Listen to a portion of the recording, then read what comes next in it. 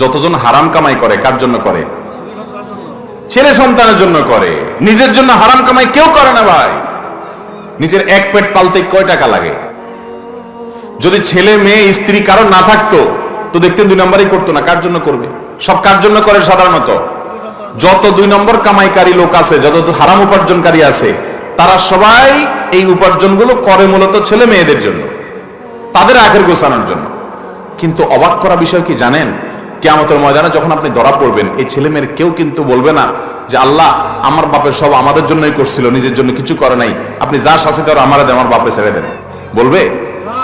আল্লাহ কোরআনে বলছেন ইয়াউমা ইয়াফিরুল মারউ মিন আখিহি ওয়া উম্মিহি ওয়া আবিহি ওয়া সাহিবাতিহি ওয়া বানিহি লিকুল্লি ইমরিইম মিনহুম ইয়াউমা ইযিন শা'নুন ইউগনিহি। সেদিন সবাই সবাইকে দেখে পালাবে। মাকে দেখে সন্তান পালাবে, বাপ তো পরের কথা, যে না জানি আমাকে এসে ধরে কোনো আমলের জন্য।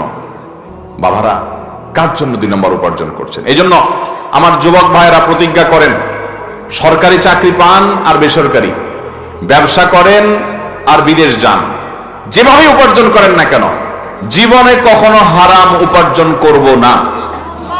নিয়ত করবো তো ইনশাআল্লাহ। যুবক ভাইরা প্রতিজ্ঞা করেন, অন্য কোনো আমল করতে খুব বেশি, নফল আমল খুব বেশি করতে পারেন না, কোনো টেনশন নেই। দোয়া দুরূদ খুব বেশি পড়তে পারেন না, কোনো টেনশন নেই। জীবনে একটা ওয়াজ মাহফিলও আসতে পারেন নাই, কোনো টেনশন নেই। প্রতিজ্ঞা করেন 5 ওয়াক্ত নামাজ ঠিক রাখবেন, রমজানে ফরজ রোজাটা পড়বেন, মেইন মূল ফরজ কাজগুলো করবেন, মূল হারাম কাজগুলোতে বেঁচে থাকবেন, আর সবচেয়ে বেশি গুরুত্ব দিয়ে উপার্জন যে হারাম আছে এই হারাম থেকে বেঁচে থাকবেন। এটা এই যুগে কত কঠিন কাজ জানেন?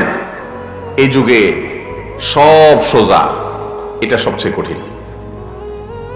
যুবকদের জন্য 2টা জিনিস সবচেয়ে বেশি চ্যালেঞ্জের। এক হলো এই হারাম থেকে বাঁচা, আরেকটা হলো চরিত্র রক্ষা করা, চরিত্রকে হারাম থেকে রক্ষা করা। এই 2টা সবচেয়ে কঠিন কাজ। এই 2টা যে ওভারকাম করবে, তার সামনে আর ইনশাআল্লাহ অন্য কোনো বাধা টিকবে না। সে সকল বাধা পেরিয়ে ইনশাআল্লাহ জান্নাত পর্যন্ত যেতে পারবে।